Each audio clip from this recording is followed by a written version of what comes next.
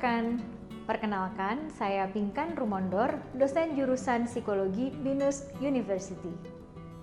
Saya akan memandu kalian untuk belajar course mengenai definisi psikologi. Pada akhir dari video ini, diharapkan kalian akan mampu menjelaskan definisi psikologi sebagai suatu bidang ilmu. Apakah kalian memiliki teman dari jurusan psikologi? Apakah kalian pernah berkomentar, "Kamu jurusan psikologi ya? Bisa baca aku dong." Atau mungkin, "Kamu jurusan psikologi ya? Aku boleh curhat nggak?" Sebetulnya, apa definisi dari psikologi? Apakah benar mereka yang belajar psikologi bisa membaca orang, atau mereka pasti menjadi pendengar yang baik? Mari kita simak bersama-sama definisi dari psikologi. Psikologi adalah bidang ilmu yang mempelajari mengenai perilaku dan proses mental. Mari kita simak definisi ini. Pertama, psikologi adalah bidang ilmu.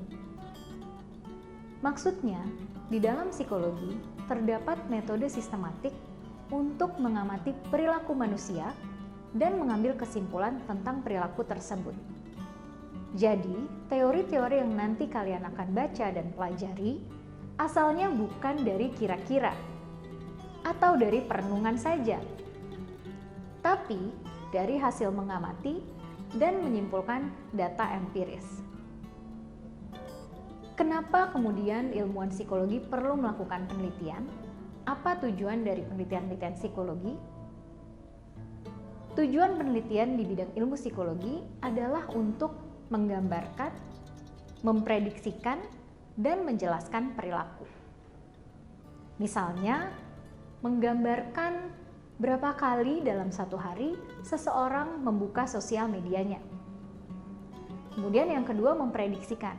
Misalnya, apakah frekuensi membuka sosial media berhubungan dengan tingkat kebahagiaan yang meningkat juga.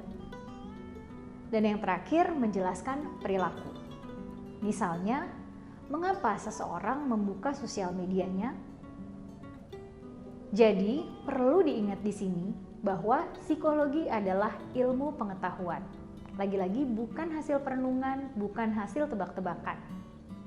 Untuk menghasilkan sebuah teori, perlu studi atau penelitian yang sistematis.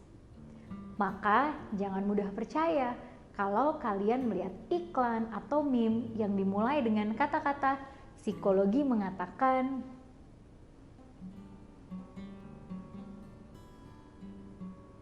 Berikutnya, psikologi mempelajari perilaku dan proses mental. Apa maksudnya? Perilaku adalah segala hal yang bisa kita lakukan dan bisa diamati secara langsung. Misalnya, bisa dilihat pada gambar, ada seseorang sedang mengetik, seseorang tersenyum, dan ada seseorang yang sedang membuka media sosialnya. Hal-hal tersebut adalah contoh dari perilaku. Kemudian ada proses mental. Proses mental adalah pengalaman yang dialami manusia, tapi tidak bisa diamati secara langsung. Misalnya seperti pikiran, perasaan, dan motif seseorang melakukan sesuatu.